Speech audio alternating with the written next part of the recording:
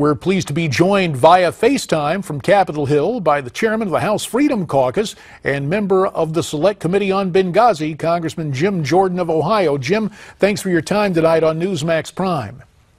Good to be with you, JD. Now, these Republican victories, especially in your neighboring state of Kentucky, only the second time a Republican's been elected there in 40 years as governor. Your reaction to that victory? No, I think it's great news. It's interesting, too. The mainstream press was saying Matt Bevin wasn't going to win and his campaign wasn't doing the right things. And yet here we are day after the election, and he has a huge win.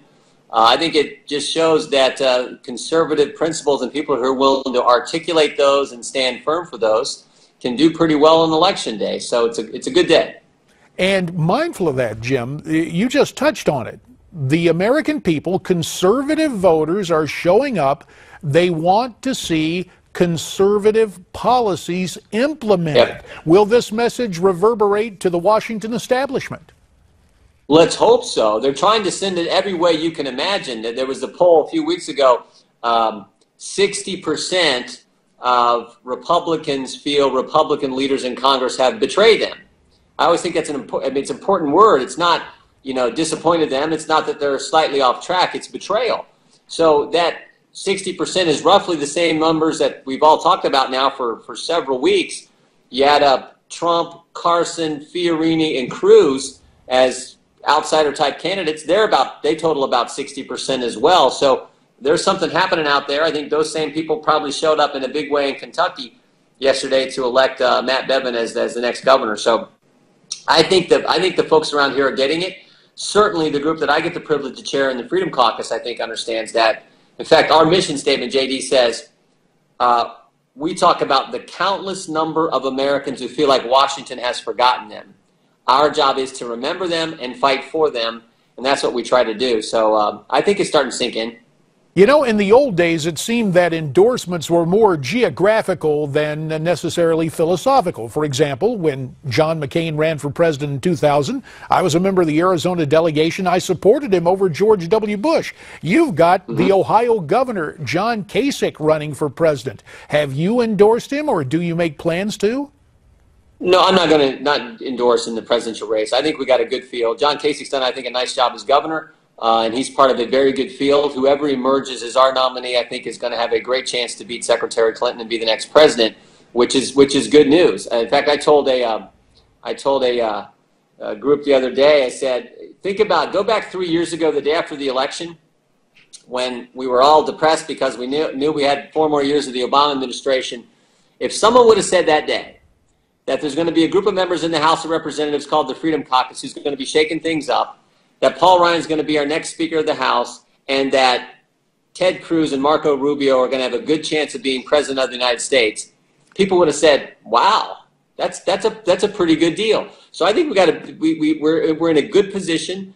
There are things that need to change, but when we look ahead, remember, this is America, and we're positive people, optimistic people, and I think there's reason for optimism as we look at what's going to unfold in 2016. It is a good field. My chief of staff told me a few months ago, he said, in 1996, a guy named Maury Taylor ran for president. No one remembers his name, and he just spent a lot of his money and ran for president. He finished 8th in Iowa. Today, who's in 8th? John Kasich, Mike Huckabee, Rand Paul, all good candidates, which demonstrates, I think, just how good our field is, the depth and breadth of the Republicans in the race for the White House. Well, let me talk about a name you brought up and a more political process you just went through in the House, and that is the new Speaker, Paul Ryan. In the old days, it broke down conservatives versus moderates. The new fault line, Jim, seems to be grassroots versus establishment. Got to tell you, I served with Paul. Fiscally on issues, we were on the Ways and Means Committee together, capable guy. But in terms of amnesty, he's out there embracing Luis Gutierrez. Why, in the final analysis, when the Freedom Caucus initially endorsed Daniel Webster, you and many other members of the Freedom Caucus decided to go with Paul Ryan for Speaker?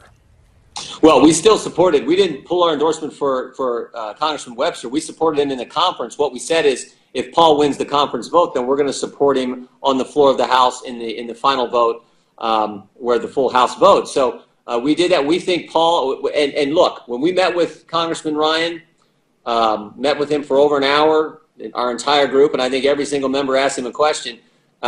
He was very clear on the immigration issue. We pushed him hard. He's not bringing this up, this Congress. And if it ever comes up in the future, and if he's still Speaker in the future, if it ever comes up, it would only, anything on immigration would only pass if a majority of the House Republicans are for it. That is huge, because a majority of the House Republicans are opposed to amnesty, opposed to what this administration's been doing, opposed to the president's executive order a year ago, executive amnesty order. So we think we're in a strong position, and we didn't give on any on the motion to vacate the chair either. So we think Paul is a good messenger, and as we look ahead, someone who can, in a compelling and articulate way, convey to the American people what we need to do to improve the situation, to help American families. We think Paul is great at that. In that capacity, and we'll do a good job conveying. Let me just drill down, Jim, on this for a second, because I think it's very important to most conservatives. Some of the headlines have said that Paul, as Speaker, would not consider amnesty until 2017. You're telling us now, if a majority of the conference says, Mr. Speaker, don't even think about it, he will stay away from bringing up any type of amnesty or, quote, comprehensive immigration reform? Right, that's exactly what he committed to, and that's the way it should work, frankly. I mean, if your party's not for something, you shouldn't be advocating and passing things. So we think that's really important, JD, as we move forward. That that kind of process be in place, and that kind of requirement be in place.